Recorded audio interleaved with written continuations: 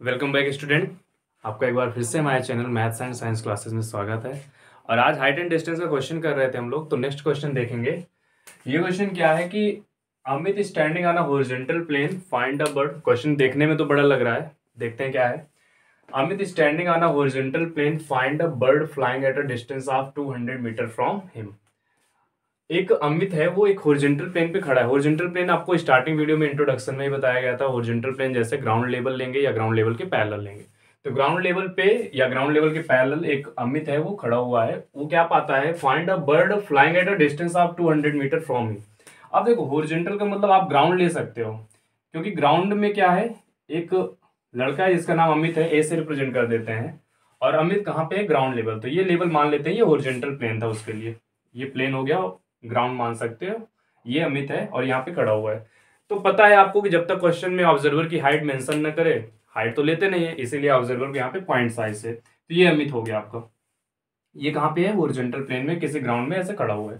क्या पता है कि एक बर्ड है जो flying at a distance of 200 metre. इससे कितनी दूर पर फ्लाई कर रही है बर्ड, वो 200 मीटर।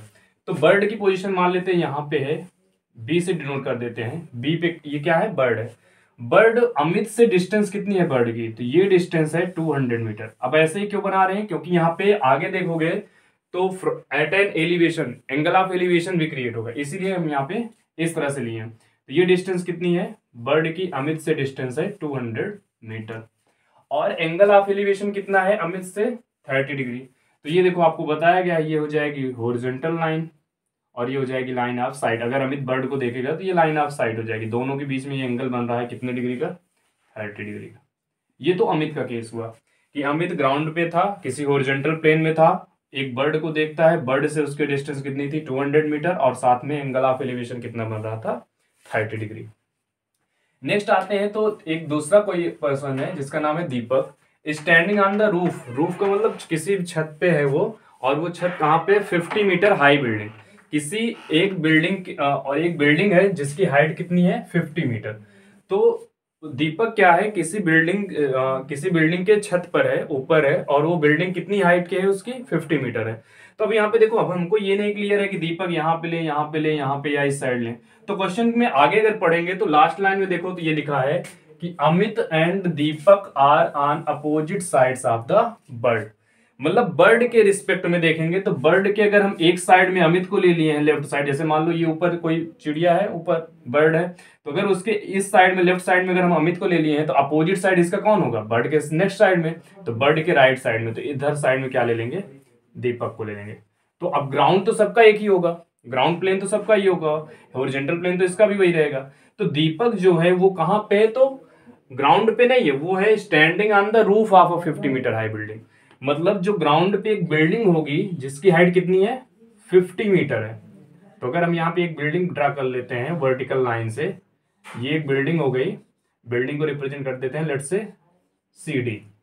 तो ये जो बिल्डिंग है 50 मीटर हाइट की, इसकी छत पे, रूफ पे कौन है, दीपक है। तो यहां पे कौन है, या तो दीपक को डी से अगर रिप्रेजेंट करना है तो इसको डी कर देते हैं, इसको सी कर देते हैं, ठीक है ना। तो इस टॉप पॉइंट पे बिल्डिंग के जो छत है वहां पे कौन है, दीपक है यहाँ पे। तो अब यहां से आपको क्या बताना है, ये क्वेश्चन में दिया है कि फाइंड, वो दीपक क्या फाइंड करता है कि angle of elevation of the same bird. उसी सेम बर्ड का एंगल ऑफ एलिवेशन दीपक के लिए कितना बनता है, 45 डिग्री।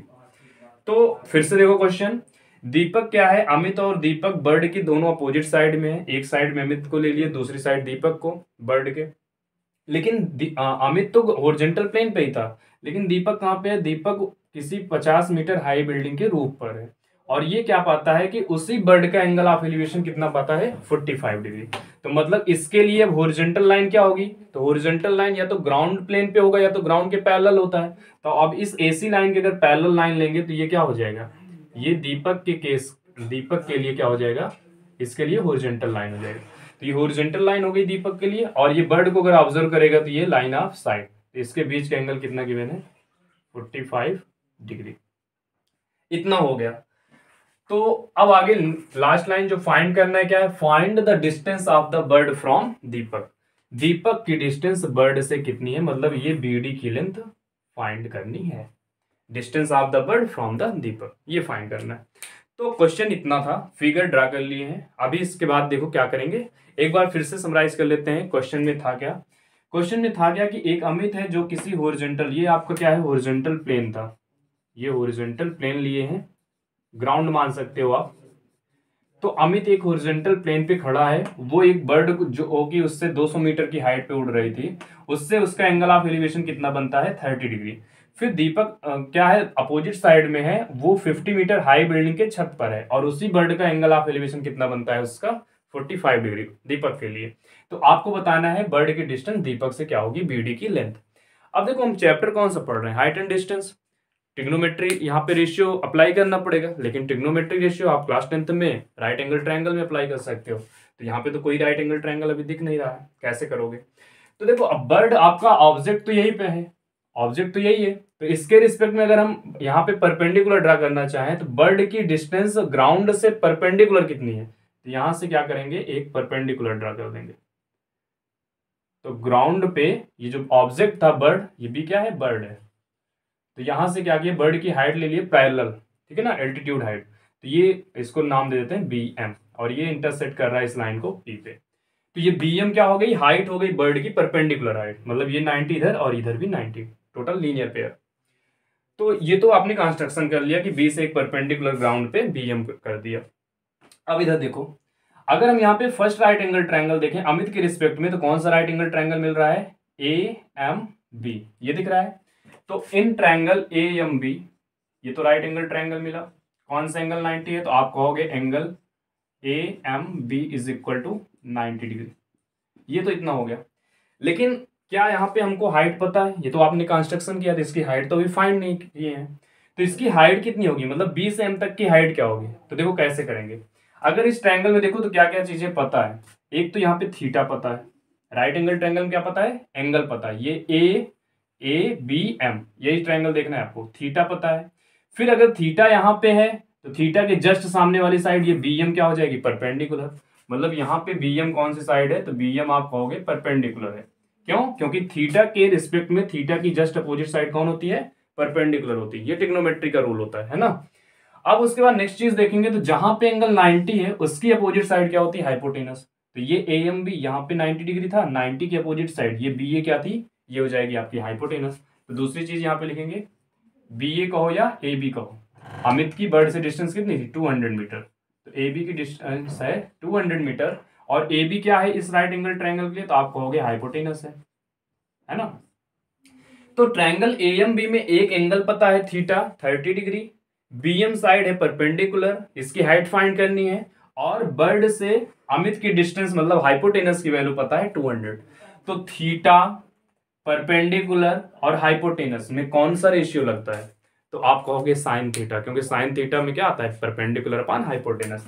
तो यहाँ पे इस ट्रायंगल ए एम बी में अगर हम साइन 30 ले लें, तो साइन थीटा इक्वल टू क्या होता है, परपेंडिकुलर अपॉन हाइपोटेनस, और परपेंडिकुलर क्या था, तो परपेंडिकुलर था बी एम अपॉन में हाइपोटेनस, हाइपोटेनस की वैल्यू कितनी थी, ए बी, ये ए बी हो गया। अब बी एम तो पता नहीं है, तो बी एम को बी एम ही रखने देते हैं, और ए बी कितना है, तो ए बी 200 था, तो 200 साइन 30 कितना, 1/2 equal to B M find करना है अपॉन में 200। यहाँ पे अगर हम क्रॉस मल्टीप्लाई करेंगे तो बी एम इक्वल टू आ जाएगा ये 200 इंटू 1, 200 अपॉन में 2। तो 200 को 2 से डिवाइड करेंगे कितना आ जाएगा, 100 मीटर। इसका मतलब बर्ड की जो परपेंडिकुलर वाली हाइट है ग्राउंड से वो कितनी आ गई, ये पूरी हाइट बी एम कितनी आ गई है, 100 मीटर। ये बी एम पूरा कितना है, 100 मीटर, ठीक ना। तो ये एक तो ये पता चल गया। अब यहाँ पे देखो, अगर ये DC 50 है तो क्या PM भी 50 नहीं होगा, ये भी 50 हुआ। इसका रीजन, क्योंकि देखो ये दोनों लाइन पैरेलल हैं, हॉरिजॉन्टल लाइन और ये हॉरिजॉन्टल लाइन थी, दोनों क्या होते हैं, एक दूसरे के पैरेलल हैं। ये दोनों लाइन पैरेलल हैं, तो पैरेलल लाइन के बीच की डिस्टेंस यहाँ पे भी 90 है, और ये भी अगर बिल्डिंग होगी तो यहाँ पे भी 90, तो ये दोनों लाइन भी पैरेलल। तो अगर ये 50 है तो यहाँ से PM भी कितना होगा, 50 है ये। तो अगर ये BM पूरा टोटल कितना है, 100 आया था, BM कितना आया था 100, और ये PM 50 है, तो 100 ये है और ये 50 है, तो ये B से लेके P तक कितना हो जाएगा, तो 100 में से 50 माइनस कर देंगे कितना आ जाएगा, 50 आ जाएगा। मतलब B से P तक की डिस्टेंस कितनी आ गई, 50 डिग्री, 50 मीटर। अब उसके बाद देखो फाइंड क्या करना था, तो फाइंड बी डी ही करना था। अब यहाँ पे देखो ये दोनों लाइन पैरेलल थी और ये यहाँ पे अगर ट्रांसवर्सल का काम करेगी, यहाँ पे भी 90 है तो यहाँ पे भी 90 ही होगा, है ना, ये भी एंगल 90 होगा, दिख ही रहा है आपको। अब फाइंड क्या करना था, तो बी डी फाइंड करना था। कौन सा ट्रायंगल लेंगे, तो देखो यहाँ पे एक राइट एंगल ट्रायंगल दिख रहा है बी पी डी, तो नेक्स्ट केस लेंगे in triangle B P D. BPD triangle में ये अगर 90 है तो ये हाइपोटेनस हो गया, ये हाइपोटेनस हो गया, और यहाँ पे एंगल है तो ये क्या हो जाएगा, परपेंडिकुलर। तो परपेंडिकुलर हाइपोटेनस थीटा, फिर से साइन, तो साइन अब यहाँ पे थीटा कितना है 45 डिग्री, तो साइन 45 डिग्री इक्वल टू, फिर से साइन थीटा इक्वल टू क्या होता है, परपेंडिकुलर अपॉन हाइपोटेनस।